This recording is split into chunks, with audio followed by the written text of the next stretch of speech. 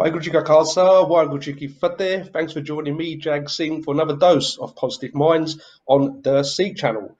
Positive Minds is a program which I'd like to bring on informative and inspirational individuals who give us some great advice on how we can improve our lives and those around us. Now, after the show, you can download my book, Unbreakable, which is available on Amazon. Unbreakable is a story about my story, about when we grew up in the 1970s in East London surrounded by racism. And it shows the impact we had and what we did to get through it. And also, you can follow me on Twitter at JagSing_ICAN for constant inspiration. Now, today's program is about a great craft, podcasting. Okay, now I've got with me an expert, Stuart Whiffen. Stuart, thanks for joining me today on Positive Minds. Absolute pleasure, Jag. Thanks for being here. Now, a lot of people send me emails and say, Jag, we're going to start our own podcast. We're going to start doing a bit of a few guests, let's get a few skills out there. And I thought today what I'll do is I'll bring on an expert, Stuart, and he's going to tell us all about it. So, Stuart, for those who don't know, ain't aware of it, what is podcasting? Well, I guess podcast is, firstly, it's the fastest growing sort of media, like form of media that's out there at the moment. And what's really good about it is there's no rules.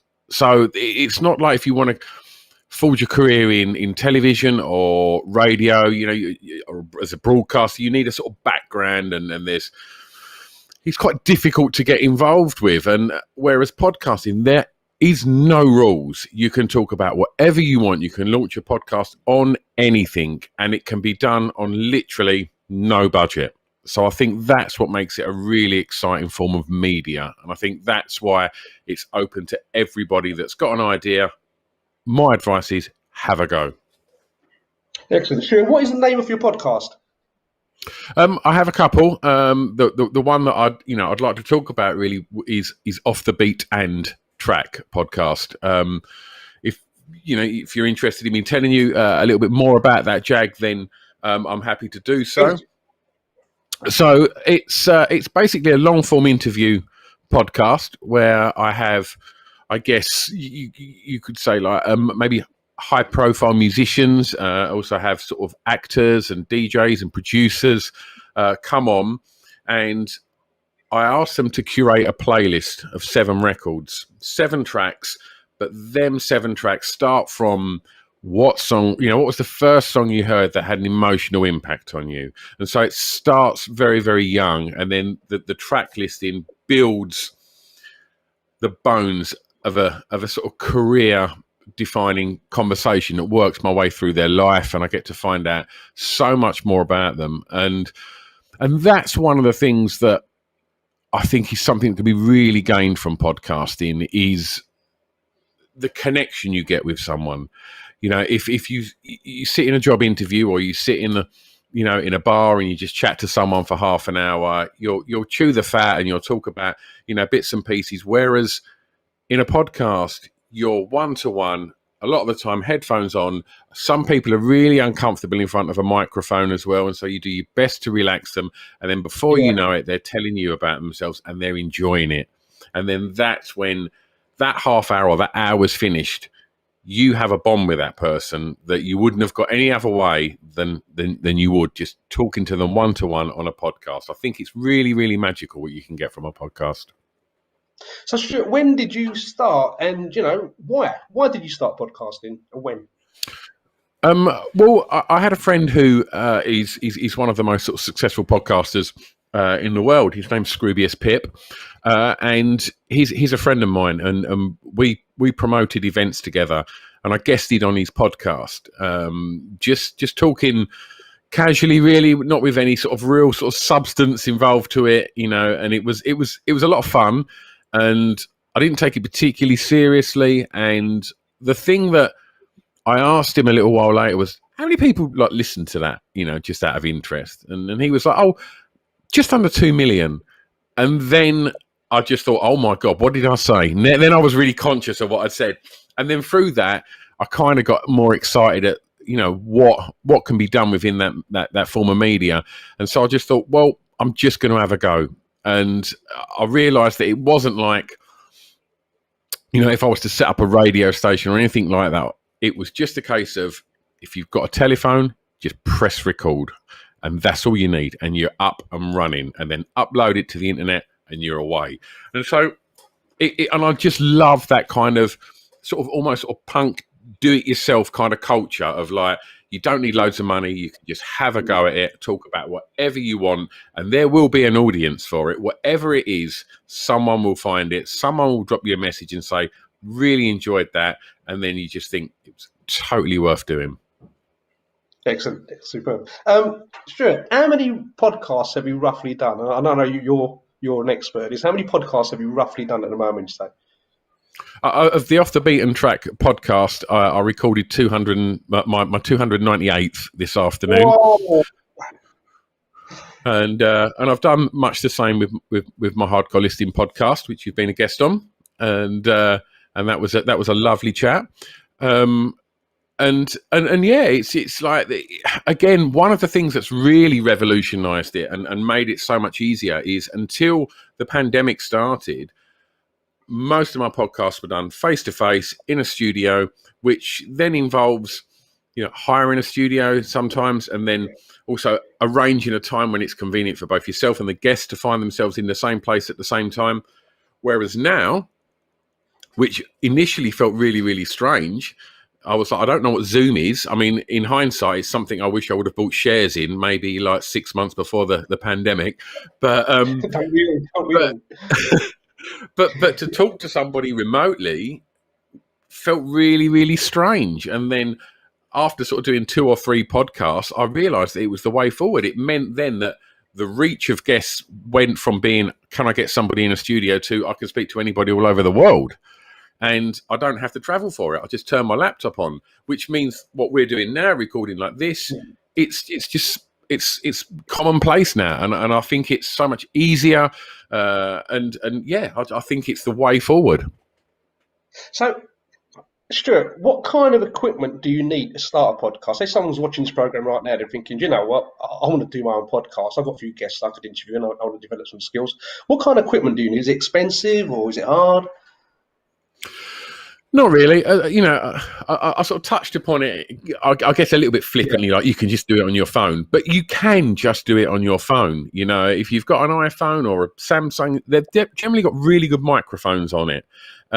Press record and just practice like that. Put it on a table, in between you and your mate, and just get used to talking whilst being recorded. And then you'll find that's a really nice, easy, and, most people have a phone, so there's no outlay there. If you want to kind of push the boundaries of it a little bit, then maybe spend a couple of quid on a USB microphone. I've got one in front of me here, which cost me £30, and then plug that straight in your computer.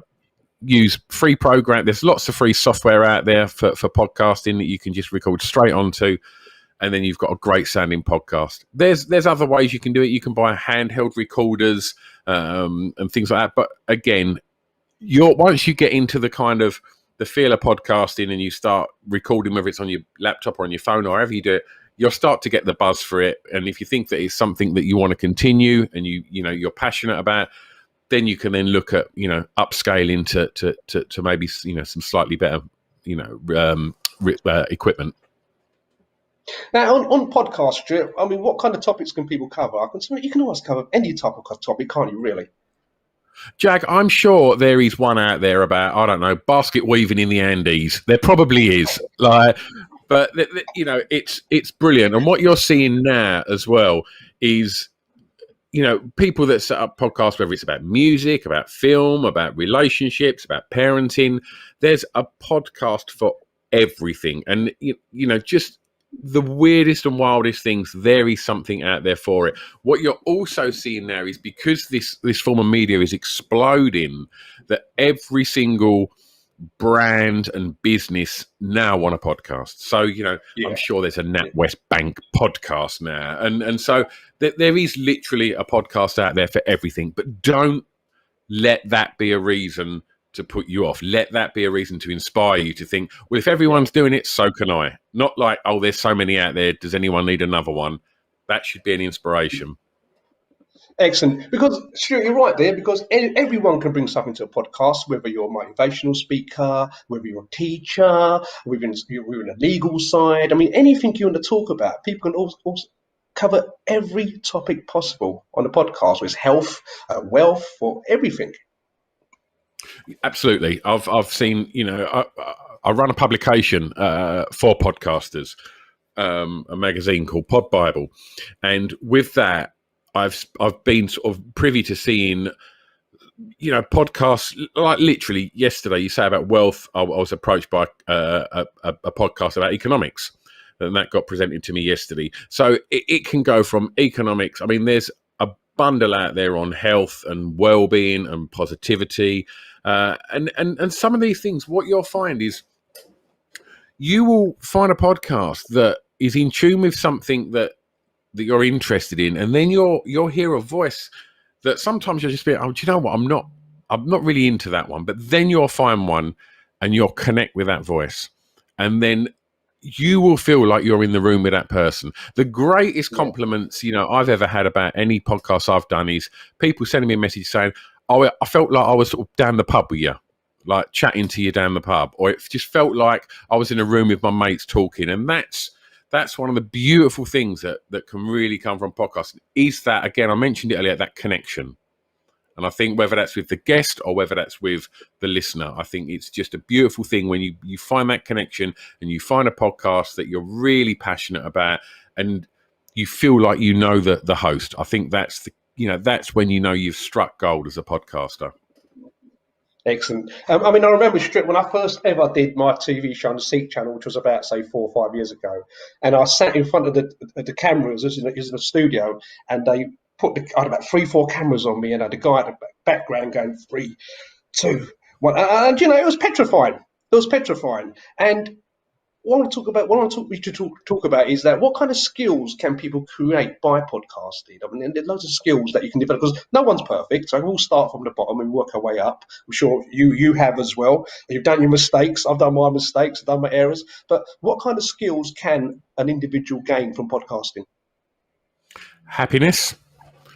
I think fundamentally happiness is a real key to it, because, make sure before you do anything, don't get into podcasting to make money. Don't get into podcasting to, for any other reason than to enjoy it. And then that happiness is the fundamental reward. But yeah, I think that, you can learn to converse better. I think you learn to, I've definitely become a better listener through it, just because I ask the questions, and then I think initially somebody might say something that I'm excited about, and I might go, oh, yeah. And now I just think I'll let them finish. And because it gives a smoother, easier podcast to listen to. And I think confidence, I think it can, if you're constantly talking to different people and connecting with different people, it can only make you a more sort of confident person. And if you're interested in developing that podcast, then I think it's really good for drive. It can increase the drive and that feeling of like, well, actually, I've had some good feedback on this. I think I can do something with this. I'm gonna go for it. So I think there's very few negatives, if any. Yeah, because I remember, like you touched on it earlier, I remember when you interviewed me on Hardcore Listing, the 5 experiences of racism that I faced. And do you know what? You're 100% right. I felt as if I was just sitting in a room with you, having a cup of coffee, having a chat, and you made me feel so relaxed because you was listening all the time. You was professional, Stuart, and I felt comfortable. Now that all comes with time, doesn't it? Yeah, definitely. I mean, if I listen back to like the first sort of few episodes that I've done, I can hear how nervous I am in the first ones. And like you said, when the cameras went on you, I mean, that's way more pressure than just pressing record on a couple of microphones in a room with someone. But yeah, I felt very kind of conscious of not trying to make a mistake and things like that. But I also think one of the beautiful things about podcasting is I leave a lot of the mistakes in. Like, I don't edit them out because I think it's natural. People make mistakes.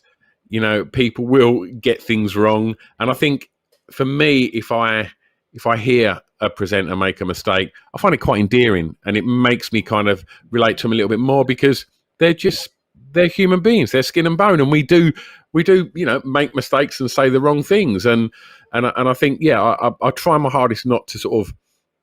Obviously, I try and say the right things all the time, but if I make a mistake and I get something wrong, I never edit it out. I just think, do you know what? I look at it because I think to myself, some of the best things I've seen on YouTube are outtakes and bloopers from some of my favourite television shows, and it's like that's as endearing, as funny, and as interesting as the actual show. So I just think, leave it in there. People make mistakes. It's real. And also, Stuart, with podcasting, I mean, the other skills that come with it, I think, is that presentation skills. It can lead to other things. You know, you can lead podcasting. You can go to be a TV presenter. You know, you develop the skills over the time. And as I always say on Positive Minds, you know, nobody knows it all. I mean, I've got a few people around me who think they know it all, but you know, nobody knows it all. And even yourself and me, we're still learning all the time. And even up to this day, you know, I'm always studying and learning new things. And podcasting, like you said, you've done your few at the beginning, and you can feel the nervous tension you was under. But as time goes by, it gets easier and more comfortable, and it's like a craft, isn't it? It's like anything. I think it was Arnold Schwarzenegger who said that, you know, you have to spend hours and hours at your craft to become a master. And I think you've done it, man. I think you'll become a master, haven't you?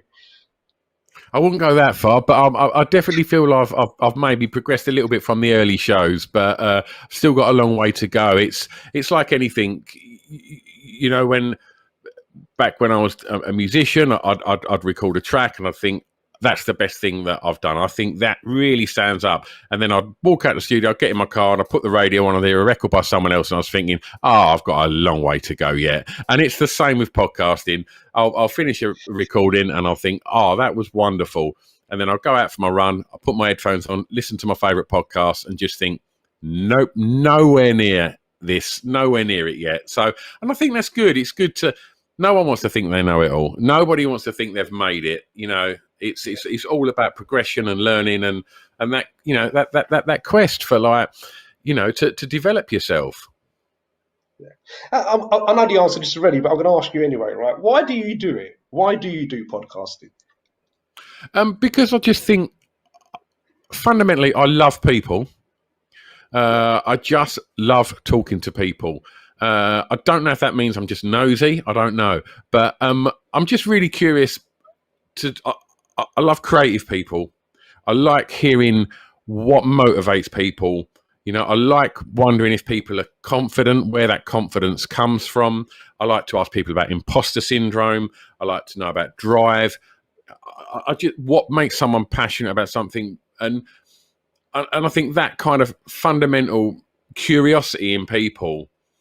And certainly over lockdown, when we've not had access to be able to go and talk to our loved ones, hug our friends and things like that, to be able to come and sit in my little room at the end of my garden and turn on my computer and be able to connect with somebody who is, you know, a creative, whether that be an actor, a DJ, a producer, a musician, or whatever, and to hear their story, I'll shut my laptop completely inspired and completely, you know, fired up to think, right, well, what can I do now? I've just got a real buzz about me from hearing their story of what they've achieved. It's like, I want to be more like that. I want to be able to push myself in that direction or push myself over there. I just think, yeah, a curiosity and a love of people is what got me into it and is what drives me.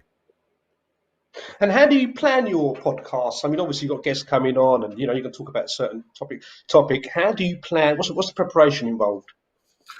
Well, I mean, I have 7 sort of fundamental questions that form the bones of my podcast. But in regards to guests, initially, you know, I would reach out to some people that I knew from my days as a promoter and as a musician. That I knew a few people that, you know, were, I guess you could call them sort of celebrities. And so once I'd got a couple of those on, it made it easier to then approach other celebrities on social media and say, I've had these on, I wonder if you'd like to come on.